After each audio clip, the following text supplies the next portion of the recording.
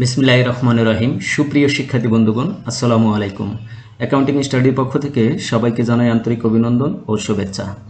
HSC পরীক্ষার্থীদের হিসাব বিজ্ঞান প্রথম পত্রে আর্থিক বিবরণী অষ্টম পর্বে আজকে প্রতিবারের মতোই আমি দিনাজপুর বোর্ড 2019 এর প্রশ্ন নিয়ে আলোচনা করব। অর্থাৎ 2019-এর প্রশ্ন নম্বর 1 ও 2 অর্থাৎ ক বিভাগের যে দুটি বাধ্যতামূলক প্রশ্ন থাকে সে দুটি বাধ্যতামূলক প্রশ্ন নিয়ে আলোচনা করব। হ্যাঁ, তবে এর আগে একটু সুখবর জানাই রাখি, এই দুটি প্রশ্নে তুলনামূলকভাবে একটু সহজ আছে, তবে দু একটা এন্ট্রি খুব ক্রিটিক্যাল আছে যা তোমাদের জানতেই হবে। আশা রাখি তোমরা আমার সাথেই থাকবে এবং সবগুলো দেখে আসবে। ঠিক আছে, এই প্রশ্নের সমাধানটুকু দেখে আসবে। তো চলো শুরু করা যাক।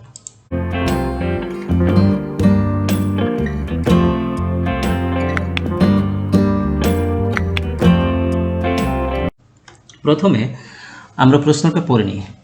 1 নম্বর প্রশ্ন, সোনালী ব্রাদার্সে 2018 সালে 31 ডিসেম্বর তারিখে রেওয়ামের নিম্নরূপ: প্রারম্ভিক মজুত পণ্য 28,000 টাকা, বিক্রিত পণ্যের ব্যয়ের মধ্যে যাবে ক্রয়, বিক্রিত পণ্যের ব্যয়ের মধ্যে যাবে বিক্রয়ের মধ্যে যাবে মজুরি ও বেতন। এখানে একটা জিনিস খেয়াল করো, মজুরি ও বেতন দুইটা একসাথে আছে, তার মানে কি এটি কিন্তু বিক্রিত পণ্যের ব্যয়ের মধ্যে যাবে। যদি বেতন ও মজুরি থাকতো তাহলে পরিচালন ব্যয়ের মধ্যে যাইতো, অর্থাৎ বেতন কথাটা আগে থাকলে পরিচালন ব্যয়, আর মজুরি কথা যদি আগে থাকে তাহলে বিক্রিত পণ্যের ব্যয়। এটা কিন্তু মনে রাখবা, ঠিক আছে? এটা একটা ক্রিটিক্যাল গেল। এরপর হলো প্রাপ্য হিসাব ও প্রদেয় হিসাব। প্রাপ্য হিসাব চলতি সম্পদ, প্রদেয় হিসাব চলতি দায়। মনিহারি এটা খরচ, সাধারণ খরচ এটাও খরচ। উত্তোলন ও মূলধন এটা মালিকানা সত্ত্বের মধ্যে যাবে দুইটা। আসবাবপত্র, স্থায়ী সম্পদ, ব্যাংকে জমা এটা চলতি সম্পদ। 5% ঋণ 30/4/2018, মানে কি এপ্রিল মাসের 30 তারিখে ঋণ নেওয়া হয়েছে। দ্যাটস মিন এপ্রিল মাস বাদে যাবে, কারণ এপ্রিল মাসের 30 তারিখ এপ্রিল মাসের শেষের দিন নিচে, তাইলে কি মে থেকে ধরতে হবে। May, June, July, August, September, October, November, December, 8 মাস। 8 মাসের সুদ ধরতে হবে কিন্তু এখানে। ভাড়া 2/3 অংশ 21,000 টাকা। খেয়াল করো এখানে 3 ভাগ, কিন্তু এই 21,000 টাকা হলো 3 ভাগ, এটা কিন্তু 4 ভাগ না। অনেকে এই ক্যালকুলেশনটা 21,000-কে 4 দিয়ে ভাগ করা যাবে না। এই 21,000-কে 3 দিয়ে ভাগ করলে 1 ভাগ বের হয়ে যাবে, ঠিক আছে? যেহেতু 4 ভাগে 3 ভাগ দেওয়া হয়েছে, 1 ভাগ বকে আছে, তাহলে 1 ভাগ বের হয়ে যাবে। 21,000-কে 3 দিয়ে ভাগ করতে হবে। নগদ তহবিল 22,000 টাকা দেওয়া আছে, এটা চলতি সম্পদ। সমন্বয় কি দেওয়া আছে দেখো, সমাপনী মজুত পণ্য 25,000 টাকা। খরিদ্দারের মধ্যে বিনামূল্যে পণ্য বিতরণ, তাহলে কি এটা বিজ্ঞাপনের সাথে অ্যাড হবে, আর কি হবে ওই ক্রয় থেকে মাইনাস হবে। তারপরে অলিখিত বিক্রয় 8,000 টাকা, এটি প্রাপ্য হিসাবের সাথে অ্যাড হবে, বিক্রয়ের সাথেও অ্যাড হবে। কারবারের প্রয়োজনে নগদ 35,000 টাকা মূলধন হিসেবে আনলেন। তো দেখো নগদ কিন্তু 35,000 টাকা মূলধন হিসেবে আনলেন, তো এটি অতিরিক্ত মূলধন। আমরা অতিরিক্ত মূলধন তো মূলধনের সাথে যোগ করবই। আরেকটা এন্ট্রি কোথায় দেব? আরেকটা এন্ট্রি নগদের সাথে যোগ করে দিতে হবে, কারণ অতিরিক্ত মূলধন নিয়ে আসলে কি হয়, দুইটা হিসাবের পরিবর্তন ঘটে। একটা হলো মালিকানা সত্ত্বের, আর একটা হলো নগদ হিসাব বা চলতি সম্পদ, যেটা নগদ হিসাবে, ঠিক আছে? তো নগদ টাকা বাড়ে, তার মানে কি এই টাকাটা নগদের সাথে যোগ করতে হবে আর মূলধনের সাথে অতিরিক্ত মূলধন হিসেবে যোগ করতে হবে, ঠিক আছে? এটাও কিন্তু একটা এক্সেপশনাল এন্ট্রি, আগে এরকম প্রবলেম হয়তো ফেস করা নাই। এরপর হলো ক নম্বর প্রশ্ন কি বলছে দেখো। ক নম্বর বলছে ঋণের সুদ নির্ণয় করো। ওই যে ঋণের সুদ কয় মাসে নির্ণয় করতে হবে? 30/4 দেওয়া আছে, তাইলে 4 বাদ দিতে হবে, 5 থেকে শুরু করতে হবে, 5 থেকে 12 পর্যন্ত 8 মাস হবে। ওকে, তাইলে 40,000-কে 5 দিয়ে গুণন করব, 5% করব 40,000-এর, করে একে 12 দিয়ে ভাগ করব, 8 দিয়ে গুণ করব। তারপর হলো মোট মুনাফা 10,500 টাকা ধরে প্রতিষ্ঠানে নেট বা ক্ষতি নির্ণয় করো। নেট মুনাফা বা ক্ষতি নির্ণয় করো। এই প্রতিষ্ঠানে মোট সম্পদের পরিমাণ নির্ণয় করো। তো চলো আমরা কি করব, অঙ্কটা দেখে আসব। তো দেখো 1 নং প্রশ্নের সমাধান, দিনাজপুর বোর্ড 2019-এ 1 নং প্রশ্নের সমাধান। ঋণের সুদ নির্ণয় করতেছি। তো ঋণের সুদ 40,000-কে 5% করব, একে কি করব 12 দিয়ে ভাগ করব, 8 দিয়ে গুণ করব, করলে 1,333 টাকা হয়। এটি ক নাম্বার গেল। খ নাম্বার কি বলেছে যে 10,500 টাকা ধরে প্রতিষ্ঠানে নেট মুনাফা বা ক্ষতি নির্ণয় করো। তাহলে মোট মুনাফা আগে 10,500 টাকা ধরে নিব। তো দেখো মোট মুনাফা 10,500 টাকা ধরে নিলাম, বাদ বিক্রিত পণ্যের ব্যয়। তো বিক্রিত পণ্যের ব্যয়ের মধ্যে, সরি এটা হলো পরিচালন ব্যয়, বিক্রিত পণ্যের ব্যয় না, এটা পরিচালন ব্যয় হবে। এখানে এন্ট্রি করতে ভুল হয়ে গেছে, সরি, পরিচালন ব্যয়, ঠিক আছে? তো পরিচালন ব্যয়ে কি কি আছে? মণিহারি আছে, মণিহারি যোগ করে দিলাম সরাসরি। সাধারণ খরচ আছে, সাধারণ খরচও দিয়ে দিলাম। ভাড়া, এই যে ভাড়া কি 3/4 অংশ, মানে কি 4 ভাগে 3 ভাগ দেওয়া হয়েছে, 1 ভাগ বকেয়া আছে। তাহলে 21,000-কে 3 দিয়ে ভাগ করলে 1 ভাগ বের হয়ে যাবে। তো ভাড়া 21,000 যোগ বকেয়া, তাইলে বকেয়া কি করতে হবে? 21,000 ভাগ 3, ঠিক আছে? তাহলে 21,000-কে 3 দিয়ে ভাগ করলে 7,000 টাকা বের হয়ে যাবে। তো 21,000 আর 7,000 কত হয়? 28,000, মোট ভাড়া 28,000। এরপর কোথাও দেখো কোনো বিজ্ঞাপন দেওয়া আছে কিনা? বিজ্ঞাপন দেওয়া নাই, কিন্তু এই যে বিনামূল্যে পণ্য বিতরণ করছে, এটা বিজ্ঞাপনে যাবে। তাহলে এটা বিজ্ঞাপনে দিয়ে দেবো এই 3,000 টাকা। তো বিজ্ঞাপনে 3,500 টাকা দিয়ে দিলাম। তাহলে এই কয়েকটা যোগ করার ফলে পরে এই মোট মুনাফা থেকে একটা বাদ দিব, বাদ দিলে বের হয় 32,000 টাকা মাইনাস ফিগারে। তাহলে মাইনাস ফিগারে বের হলে কি হবে? এটি পরিচালন ক্ষতি হয়ে যাবে। বুঝতে পারছো? মাইনাস ফিগারে বের হলে এটা পরিচালন ক্ষতি হয়ে যায়। তারপর দেখো পরিচালন ক্ষতি থেকে অপরিচালন ব্যয় বা অন্যান্য ব্যয়গুলো বাদ দিয়ে দিব। অন্যান্য ব্যয় যেটা ঋণের সুদ আছে, ঋণের সুদটা বাদ দিয়ে দিলাম। বাদ দিলে তাইলে এটাও মাইনাস, এটাও মাইনাস, দুইটা মাইনাস কি হয়ে যায়? প্লাস হয়ে যায়। তো প্লাস হলে 33,333 টাকা হয়। এখানে নেট ক্ষতি লেখা আছে। তো নেট ক্ষতি লেখার পরে আর কেমন এখানে ব্র্যাকেট দিতে হয় না, ব্র্যাকেট না দিলেও চলে, তবে তোমরা চাইলে ব্র্যাকেট দিতেও পারো, সমস্যা নাই। এটি খ নম্বর প্রশ্নের অ্যান্সার। গ নম্বর প্রশ্নটা কি বলেছে দেখো, প্রতিষ্ঠানে মোট সম্পদের পরিমাণ নির্ণয় করো। তো মোট সম্পদের পরিমাণ একদম সহজ। তাইলে চলতি সম্পদ আগে নিয়ে নেব। চলতি সম্পদ দেখো প্রাপ্য হিসাব দেওয়া আছে, এই যে প্রাপ্য হিসাব দেওয়া আছে, আবার অলিখিত বিক্রয় আছে, এটা যোগ করে দেব। তো প্রাপ্য হিসাব 40,000 যোগ অলিখিত বিক্রয় 8,000, তাহলে দুটো যোগ করলে কত হয়? 48,000। এরপর কি আছে? ব্যাংক জমা আছে। ব্যাংকে জমা আছে কত? 9,000 টাকা, এটাও দিয়ে দিলাম, ব্যাংকে জমা 9,000 টাকা। এরপর নগদ তহবিল। তো দেখো নগদ তহবিলের কাহিনীটা, অ্যামাউন্টটা বসানো হয় নাই। নগদ তহবিলে কত, আগে কত ছিল নগদ তহবিল? দেখো এই যে নগদ তহবিল দেওয়া ছিল 22,000 টাকা, আর পরে 35,000 টাকা নিয়ে আসছো। তো 22,000 টাকা যোগ অতিরিক্ত মূলধন 35,000 টাকা। তো এই দুইটা যোগ করলে কত হয়? 57,000 টাকা। আমরা এখানে বসাই দিলাম। এখানে নিচে একটা টান দিয়ে দিব। এখানে টান দিতে এন্ট্রিতে ভুল হয়েছে, আমরা টানটা এখন দিলাম না, তোমরা দিয়ে নিও। এটা নিচে একটা টান হবে, এটা নিচে একটা টান হবে, ঠিক আছে? এরপর সমাপনী মজুত পণ্য আছে। সমাপনী মজুত পণ্য, এটাও যেহেতু চলতি সম্পদ, তো দিয়ে দিলাম, বসাই দিলাম। তো বসাই দেওয়ার পরে কয়েকটা যোগ করব, যোগ করে নিচে একটা টান দিয়ে দেবা, দিলে মোট চলতি সম্পদ বের হলো 1,39,000। এরপর স্থায়ী সম্পদ, যেহেতু দীর্ঘমেয়াদী বিনিয়োগ নাই কোথাও, তাইলে স্থায়ী সম্পদই আসবে। আর স্থায়ী সম্পদে শুধুমাত্র আসবাবপত্র আছে, ওকে আসবাবপত্র বসাই দিলাম স্থায়ী সম্পদে। তো এই দুইটা যোগ করে দিলাম, মোট সম্পদ বের হলে 1,99,000 টাকা।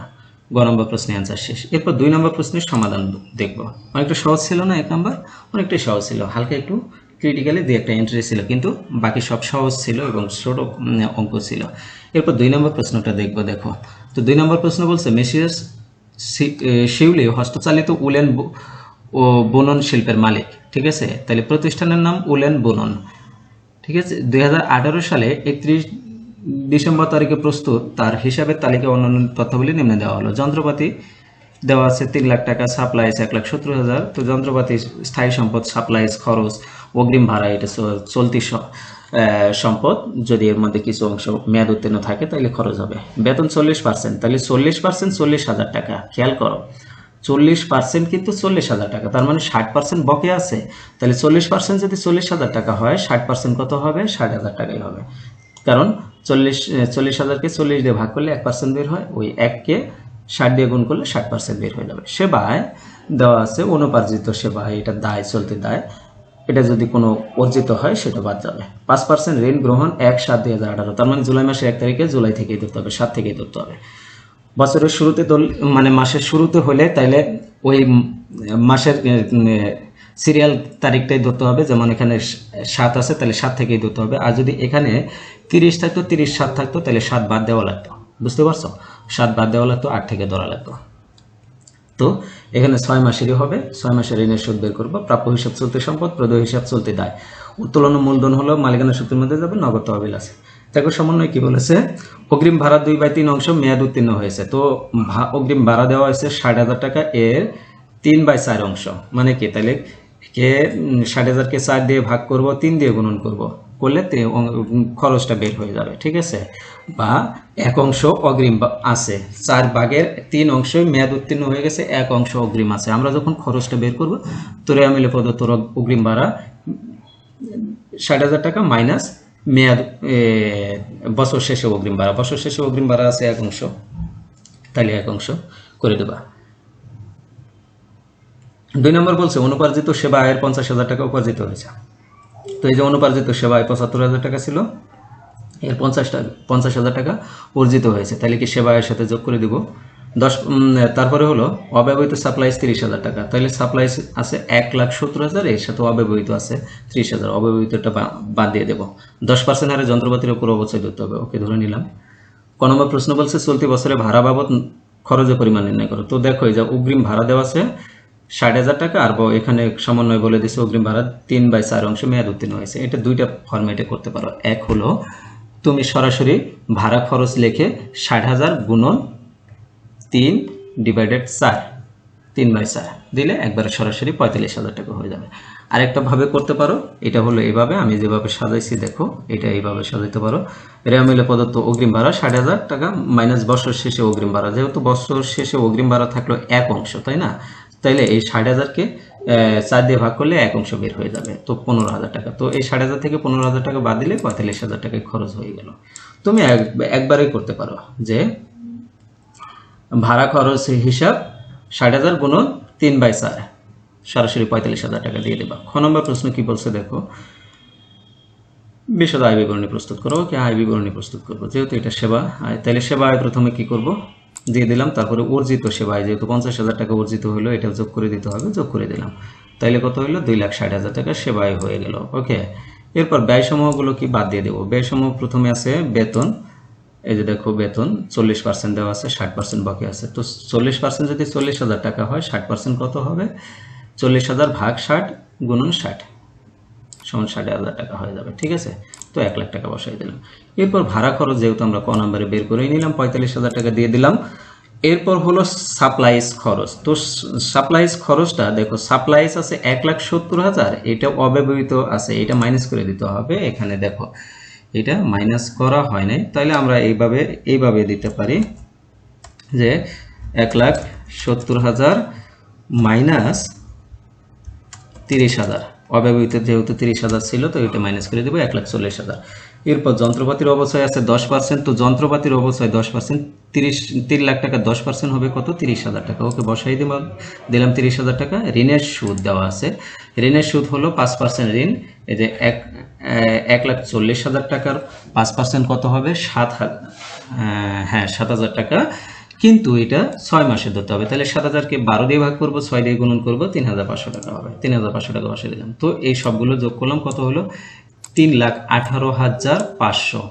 আমাদের আয় ছিল কত, 2,60,000, এই যে 2,60,000, কিন্তু ব্যয় হলো 3,18,500, বেশি হয়ে গেছে না, তাহলে কি ক্ষতি হয়েছে, তাহলে 58,500 টাকা ক্ষতি হয়েছে। গ নম্বর প্রশ্ন বলছে 31 ডিসেম্বর তারিখে চলতি দায় ও চলতি সম্পদের পরিমাণ নির্ণয় করো। তো চলতি সম্পদ এবং চলতি দায়ের পরিমাণ নির্ণয় করব। আগে চলতি সম্পদ সাপ্লাইস থেকে অব্যবহৃত সাপ্লাইসটা বা খরচটা বাদ দিব, সরাসরি অব্যবহৃত সাপ্লাইসই লিখতে পারতাম, এখানে এতটা ঝামেলা করার দরকার ছিল না। অব্যবহৃত সাপ্লাই যেহেতু 30,000 বলা আছে, ওটা 30,000 টাকা লিখে দিতাম, ঠিক আছে। ওইটা কিন্তু সরাসরি 30,000 টাকা আমরা লিখে দিতাম, একবারে লিখেই দিই আমরা ওইটা। দেখো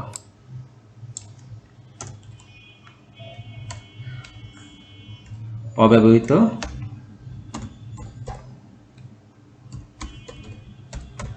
সাপ্লাইস 30,000 টাকা, এটা নিচে যাবে কারণ এটার সাথে না। তো অব্যবহৃত সাপ্লাইস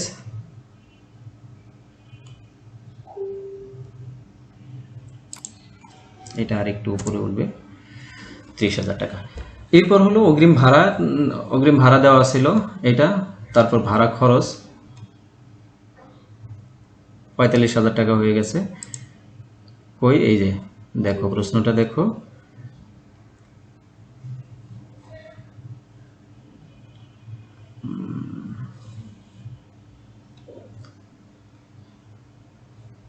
অগ্রিম ভাড়া দেওয়া ছিল 60,000, খরচ হয়ে গেছে 45,000 টাকা, তাই না? তো 60,000 মাইনাস 45,000 সমান 15,000 টাকা। প্রাপ্য হিসাব 90,000 টাকা রেওয়ামিলে দেওয়া ছিল, নগদ তহবিল 35,000 দেওয়া ছিল। তো এই চারটা যোগ করলে 1,70,000 হয়। এটি মোট চলতি সম্পদ। এরপর চলতি দায় বের করবো। চলতি দায় বকেয়া বেতন ছিল 60%, 60,000 টাকা। তো বকেয়া বেতন 60,000 টাকা লিখে দিলাম। অনুপার্জিত সেবায় 75,000 টাকা ছিল, এতে আবার 50,000 টাকা অর্জিত হয়েছিল, সেটাও মাইনাস করে দিলাম। ঠিক আছে, তাই 75,000 মাইনাস 50,000 সমান কত হবে? 25,000। ঋণের বকেয়া সুদ ছিল 3,500। প্রদেয় হিসাব ছিল রেওয়ামিলেই দেওয়া ছিল, সরাসরি প্রদেয় হিসাব এই যে 50,000, 50,000 যোগ করে দিলাম। তো এই চারটা যোগ করলে হয় 1,38,500। এটি হলো মোট চলতি দায়। তো এটাই ছিল দিনাজপুর বোর্ডের 1 নম্বর এবং 2 নম্বর প্রশ্নের সমাধান। খুবই সহজ প্রশ্ন ছিল কিন্তু, ঠিক আছে। 1 নম্বর প্রশ্নের একটু ক্রিটিক্যাল থাকলেও এখানে কিন্তু এতটা ক্রিটিক্যাল ছিল না। তোমার যদি বেসিকটা ভালো থাকে বা একটু যদি ঠান্ডা মাথায় বোঝো, তাহলে কিন্তু খুব সহজেই অঙ্ক করতে পারবা। আর হ্যাঁ, এই পর্বের পাশাপাশি কিন্তু আমাদের 2019 সালের সবগুলো বোর্ডই শেষ হয়ে গেল। তার মানে কি 8টা বোর্ডের আমি সবগুলো প্রশ্নই সমাধান করে দিলাম আর্থিক বিবরণী। তো আর্থিক বিবরণী 8টা বোর্ডের 8 দুগুণে 16, এই 16টা প্রশ্ন সমাধান করার পরে আমি মনে করি আর্থিক বিবরণীতে তোমাদের আর কোনো প্রবলেম থাকার কথা না। আশা রাখি তোমরা এইচএসসি পরীক্ষায় আর্থিক বিবরণীর 2টি বাধ্যতামূলক প্রশ্ন অবশ্যই খুব সুন্দরভাবে, সুস্থভাবে এবং হাসি মুখে দিতে পারবে, সেই প্রত্যাশা ব্যক্ত রেখে আজকে শেষ করছি। সবাই ভালো থাকো, সুস্থ থাকো, আল্লাহ হাফেজ।